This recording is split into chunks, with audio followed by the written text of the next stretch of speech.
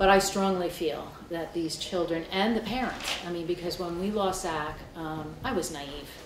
I really was. When he came to me and his words to me were, "Mom, I screwed up."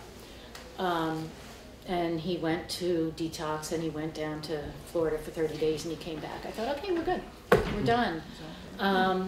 Obviously was not the case. He detoxed several more times. I'm not really sure how many. And the last time he got out of Carrier, he was going to leave for Texas later in the week, and 2 days later, we came home and we found him. I don't really remember much of that night.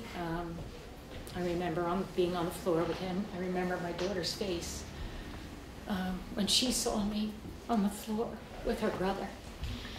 I didn't know about City of Angels then. I found out about City of Angels not long after. Somebody called me on the phone and said, "Turn on the news," and Cheryl was on the news. She was talking about City of Angels and her son, and that's how I found City of Angels. The single most powerful thing that you have are your voices and your story. Because for people who haven't experienced it, it is the most moving and motivating thing you can provide. And I look at each one of you, all at different stages of your life and at different times in your grief.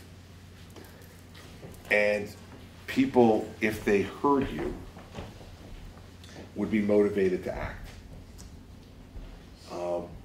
The great thing about our country, I think, is still that it's the most compassionate country in the world.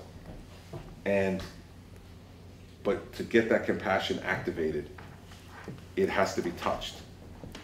And so when I say it's not just empty words, your stories are what has changed the law in this state. Your stories are what can change the law in the country.